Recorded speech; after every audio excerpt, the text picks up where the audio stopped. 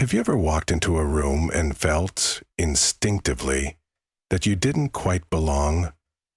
That despite who you are or what you've achieved, the world was judging you based on nothing more than a fleeting glance, a worn jacket, or the assumptions of others?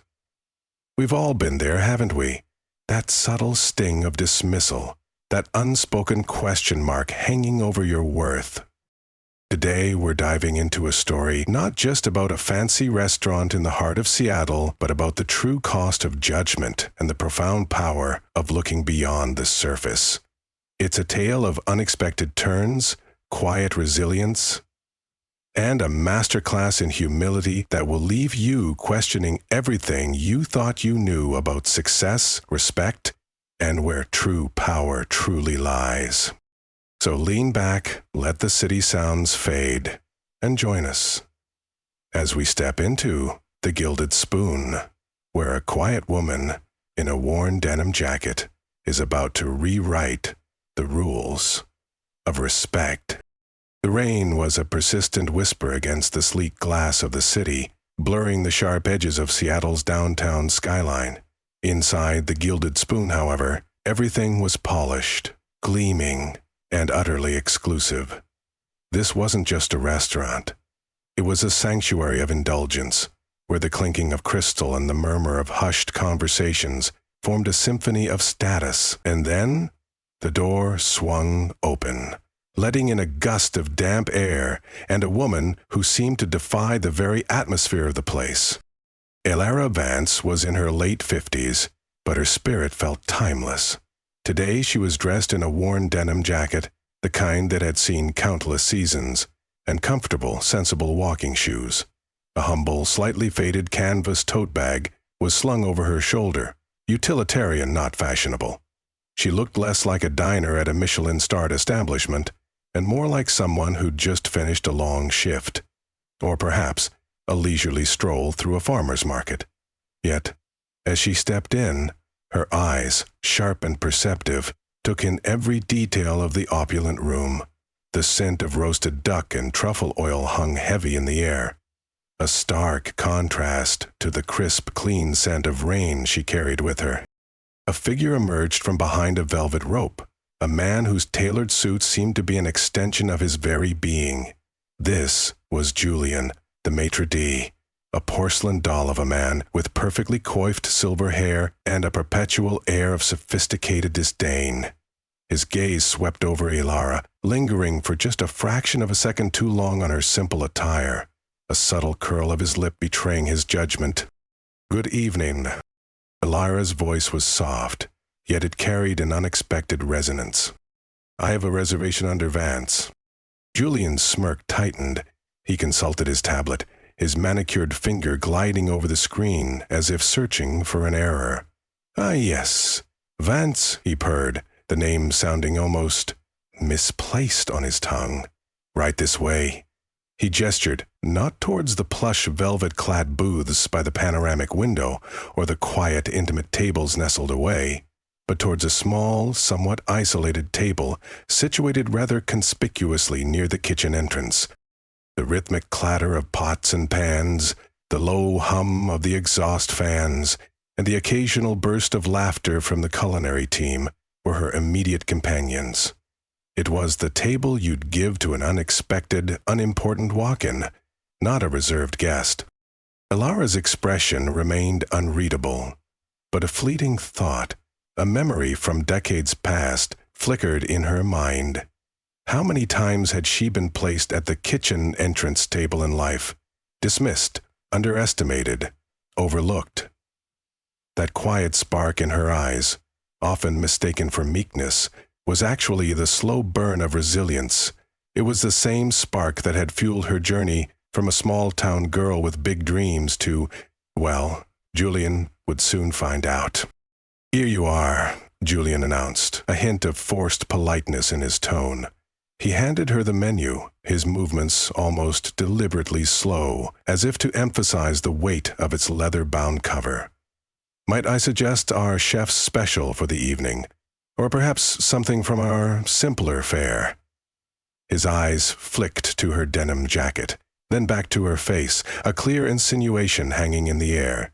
It's quite delightful, and less demanding. Ilara met his gaze. Her smile, gentle but unwavering, held a glint of something unreadable. "Thank you, Julian," she replied, her voice still quiet, but with a new edge of subtle authority. She opened the menu, her gaze falling immediately on the very last page. "However, I believe I'll start with the full tasting menu, and for the wine, the 1982 Chateau Margaux. I trust you have a bottle?" Julian's eyes widened almost imperceptibly, a momentary crack in his perfectly composed facade. He recovered quickly, a faint, almost imperceptible smirk playing on his lips as he made a note. He clearly saw this as an audacious, perhaps foolish attempt to impress him. He didn't know yet that Ilara Vance wasn't trying to impress anyone. She was simply ordering dinner, and for him, the show was just beginning. Ilara settled into her kitchen-sized table, the clatter from the bustling culinary heartland a stark backdrop to the restaurant's otherwise serene ambiance. She unfolded her napkin, her movements precise and unhurried, as if this was precisely the table she'd requested. A young woman approached, her uniform crisp, her smile practiced but thin. This was Serena, a waitress whose ambition gleamed in her eyes, brighter than the polished silver on her tray. Serena scanned Ilara's outfit, then the unassuming tote bag by her chair, a flicker of something uncharitable crossing her features before she plastered on her professional facade. "Good evening," Serena began, her voice a shade too saccharine. "Have you decided?" She didn't offer a wine list, didn't ask if Ilara had any questions, just a direct, almost impatient query. Across the room, at a table glittering with diamond earrings and a designer watch, Serena had just spent 5 minutes charmingly detailing the provenance of every single ingredient on the menu. The contrast was stark, almost audible to the discerning ear. "Yes, the tasting menu," Ilara confirmed, her voice calm. "And the 1982 Chateau Margaux, as I mentioned to Julian." Serena's eyebrows arched almost imperceptibly. "Ah, the Margaux," she drawled, a patronizing lilt in her voice. "It's quite a bold choice. Are you sure about that particular vintage? It's quite an investment, you know. We have some excellent, more accessible options if you'd prefer." She paused, as if waiting for Ilara to back down, to choose something safer, something more in line with what Serena perceived her to be. It wasn't an outright insult, but a series of subtle jabs, tiny cuts delivered with a false smile, microaggressions, designed to make one feel out of place, unqualified, and small. Ilara simply met her gaze. "The Margaux will be fine, Serena. Thank you." Her tone left no room for further debate, a quiet steel beneath the gentle surface. Serena's smile faltered for a moment before she spun on her heel, the swish of her skirt a silent huff of annoyance. As the evening progressed, the symphony of disregard played on. Serena forgot the breadbasket for Ilara's table, though it appeared promptly at every other. Water refills were noticeably slower. When Ilara politely inquired about a specific ingredient in a dish, Serena's explanation was clipped, devoid of the passion she showed for other diners. It was a masterclass in subtle dismissal, the kind that chips away at one's comfort without ever crossing the line into overt rudeness. Across the elegant dining room, however, not everyone was oblivious. Liam and Chloe, a young couple celebrating their anniversary, sat at a nearby table. Liam, a budding artist, noticed the worn denim, the quiet grace. Chloe, a social worker, caught Serena's lingering, judgmental glances.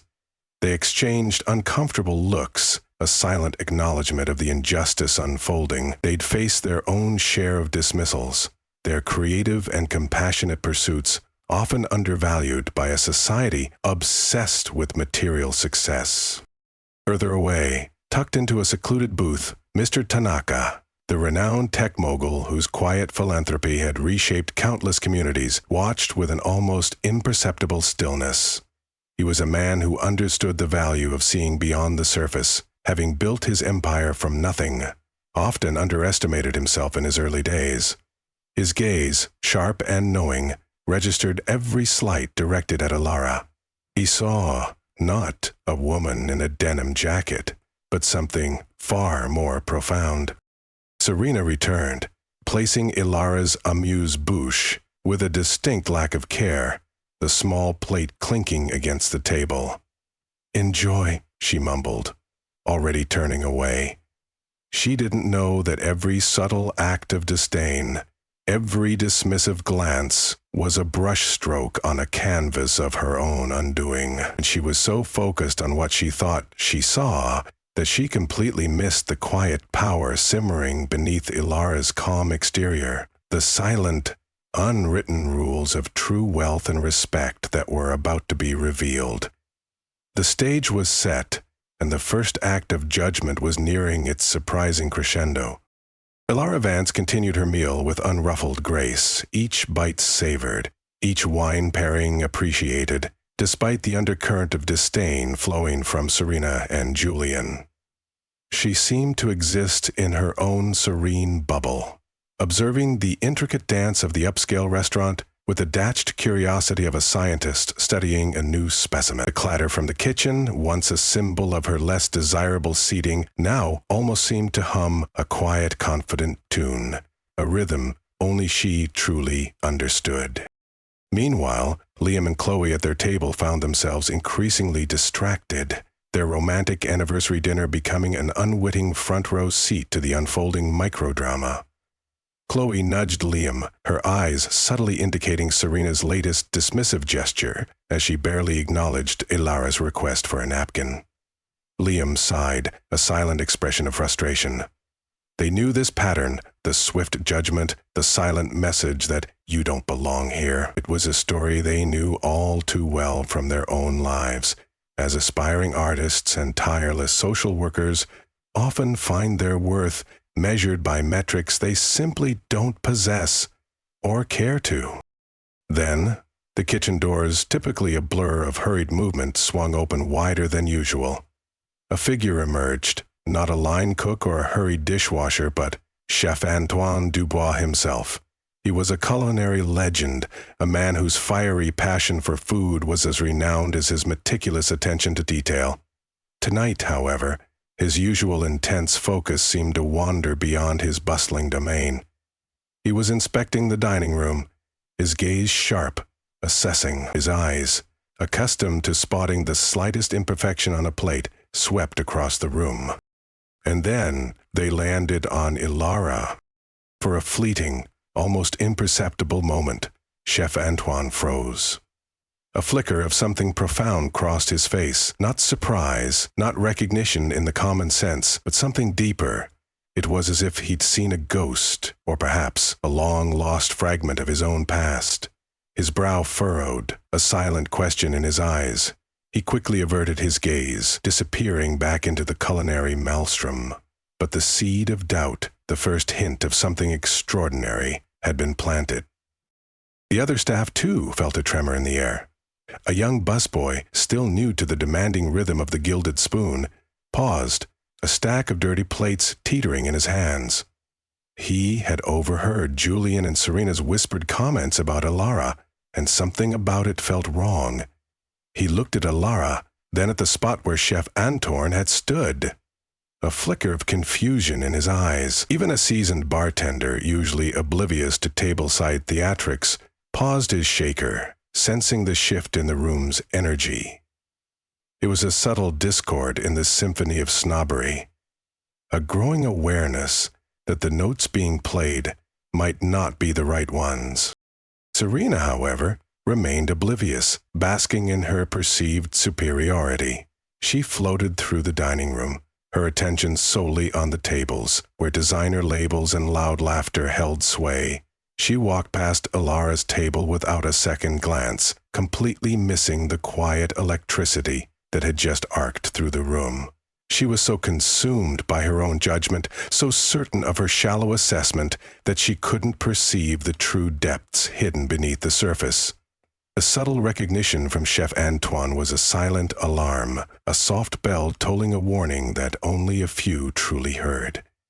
The stage wasn't just set, the first domino had just fallen, signaling a shift in the entire narrative, and Serna, for all her sharp-aimed judgments, was about to be caught entirely off guard. The air in the Gilded Spoon suddenly crackled with a different kind of energy, a tension far more potent than the clatter from the kitchen. Ella had just finished her main course, a perfectly seared duck breast, when a flurry of movement erupted near the entrance. Mr. Harrison, the restaurant's renowned owner, burst into the dining room, his usually composed demeanor replaced by an almost frantic urgency. His eyes, wide with a mixture of alarm and desperate searching, scanned the room, bypassing the VIP tables, the boisterous groups, and the quiet couples. Julian, the maitre d', straightened his tie, puzzled by his boss's unusual entrance. Serena, busy fawning over a table of visibly wealthy patrons, barely registered the disturbance. They were both too focused on their own carefully constructed world of status and superficiality to notice the approaching storm. Then, Mr. Harrison's gaze locked onto Alara Vance. His eyes widened further, not in recognition of her simple attire, but in profound horror. His hurried stride became a near run as he weaved through the tables, his face paling with each step. He reached Alara's table, almost breathless, completely disregarding Julian's bewildered presence at the front. "Madam Vance." Mr. Harrison's voice, usually a smooth purr, was now a breathless gasp of utter shock and deference. He practically bowed, a deep, respectful incline that stunned everyone in the immediate vicinity into silence. "My deepest, sincerest apologies. I had no idea you were here tonight. If I had known, I would have been... everything would have been... different."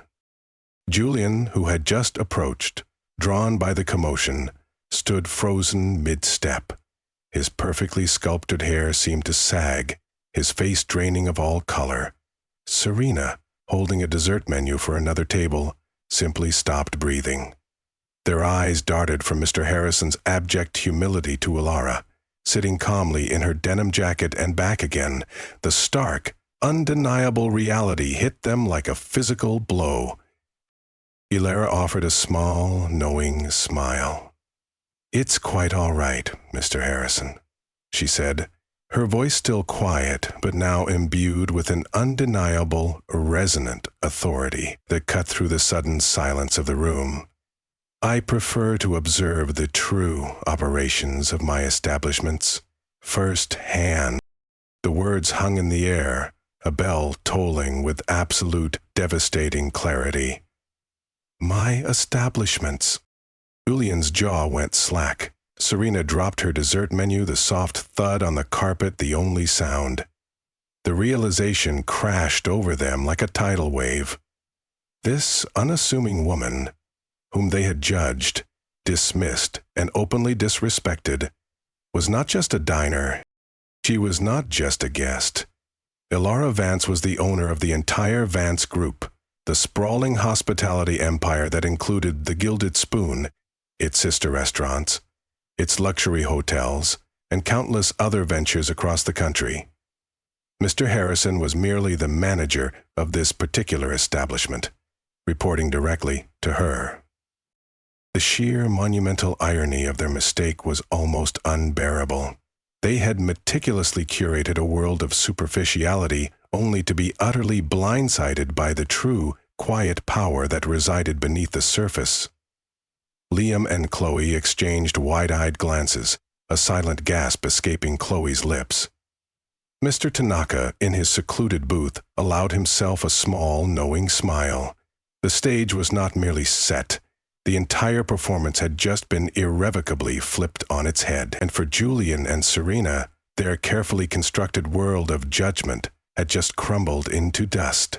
The show, indeed, was only just beginning its most impactful act. The silence that followed Mr. Harrison's revelation was thicker than any silence Elara had ever orchestrated in a boardroom. Julian and Serena stood as if petrified, their faces contorted masks of disbelief, embarrassment, and a dawning, crushing realization. Mr. Harrison, still flushed, remained respectfully by Elara's table, awaiting her lead. Elara, however, didn't raise her voice. She didn't grandstand. She didn't even hint at the public humiliation Julian and Serena deserved. Instead, her voice, still soft, but now carrying an undeniable, resonating power, addressed them directly. "Julian, Serena," she began, her gaze steady, encompassing them both. "At Vance Group, we believe every guest deserves respect, regardless of their attire or perceived status. Our success," she continued, her eyes sweeping across the opulent dining room, "is not built on the cut of a suit or the sparkle of a diamond. It's built on genuine hospitality, on the warmth of a welcome, and on the fundamental understanding that every single person who walks through these doors is here to share an experience, and that experience should be exceptional, and equally so for everyone." She paused, allowing her words to settle, to truly sink in. "You see," Elara continued, her tone becoming more reflective, almost reminiscent, "I didn't start my journey in places like this.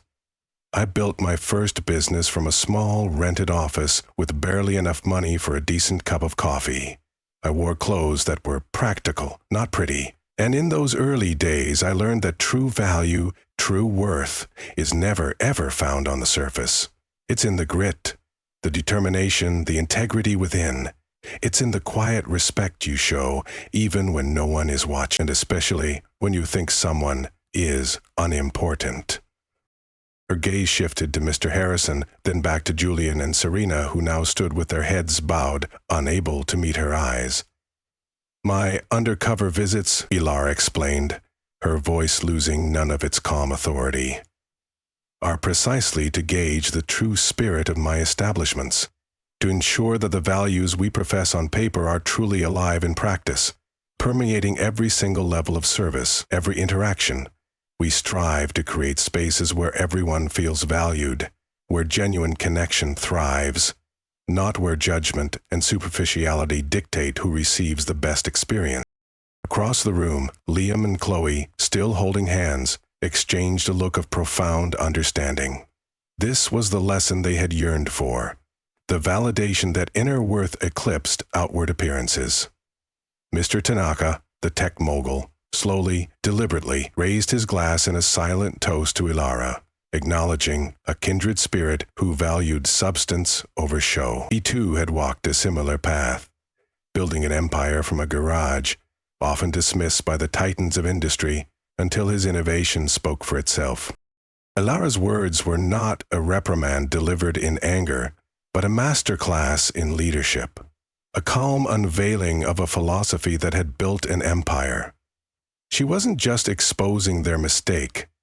She was laying bare the very foundation of her success, a foundation built on humility, profound vision, and an unwavering commitment to treating every single human being with dignity. The power of her message lay not in its volume, but in its unwavering truth, a truth that resonated deeply with anyone who had ever felt underestimated, overlooked, or judged for merely existing outside the narrow confines of expectation.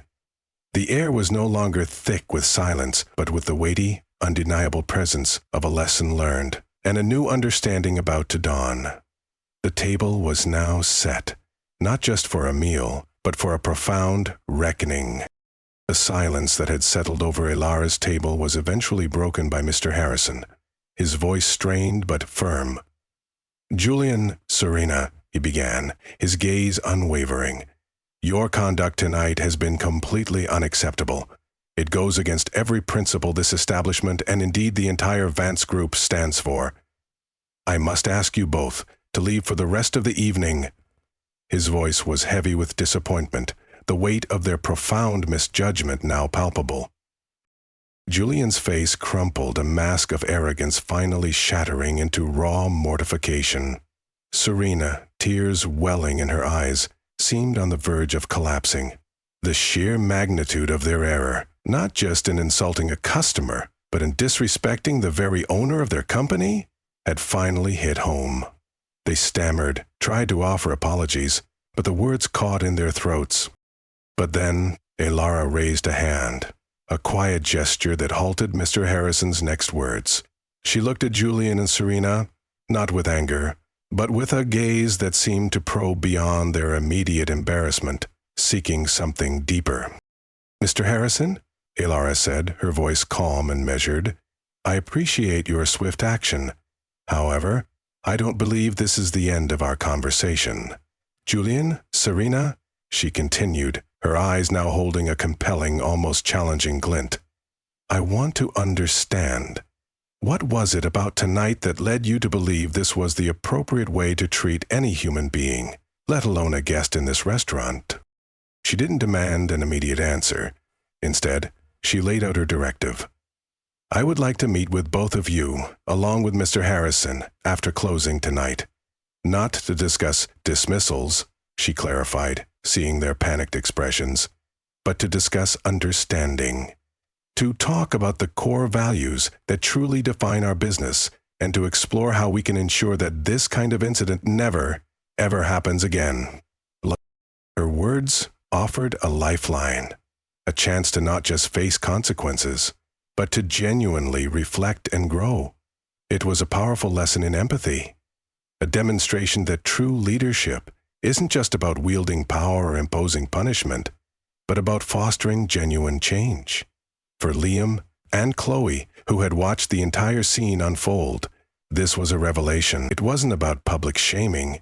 It was about the potential for redemption, a concept they, as individuals striving for betterment in their own communities, deeply understood.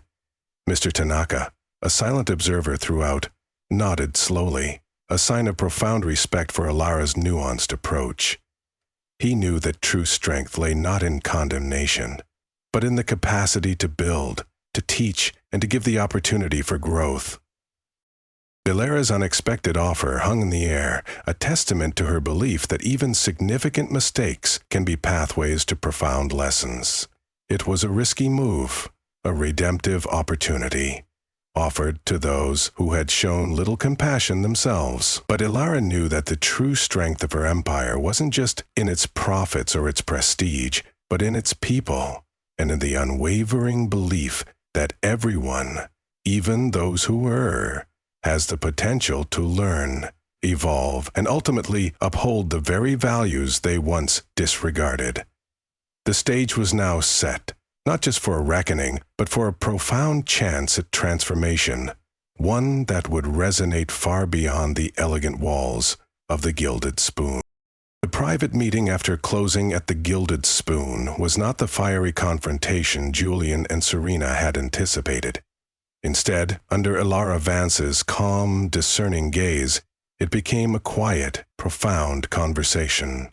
Elara, along with Mr. Harrison, listened patiently as Julian and Serena, humbled and tearful, confessed their biases, their pressures, and the unfortunate culture of judgment they had unknowingly or knowingly perpetuated. Elara didn't offer a lecture, but a reflection. She spoke of the human dignity inherent in every person, the importance of empathy over assumption, and how true success, both personal and professional, stems from integrity and genuine connection.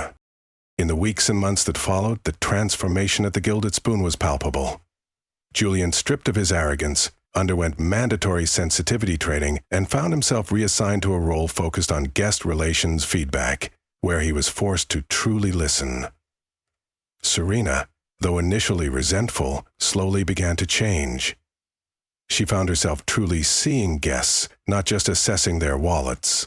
A new busboy, a young man with a quiet demeanor, was given opportunities to advance, mentored by a newly humble Julian, who recognized a flicker of his own past self in the boy. Reviews for the Gilded Spoon began to shift, mentioning not just the exquisite cuisine, but the unparalleled warmth and genuine inclusivity of its service, a testament to the fact that change, even in the most entrenched attitudes, is possible. Ilara Vance, months later, sat in her private garden, the rain-kissed Seattle skyline a distant hum. She held a steaming mug, watching the mist rise from the Puget Sound. Her denim jacket was gone, replaced by a comfortable, simple sweater, but the essence remained the same. She thought of Julian, of Serena, and of the countless other individuals who, like diamonds in the rough, simply needed a chance to be seen, to be polished, to truly shine. Life often presents us with illusions, Ilara mused aloud, her voice soft but resonating with the wisdom of experience. The world, with its shiny exteriors and superficial judgments, can try to tell you who you are, or who you aren't. But the real value of anything, or anyone, isn't in what you see on the surface, but in the principles they stand for, the kindness they extend, and the battles they've quietly won. She took a sip of her tea, a faint smile gracing her lips. Never judge a book by its cover, because sometimes that unassuming cover holds a whole library of wisdom.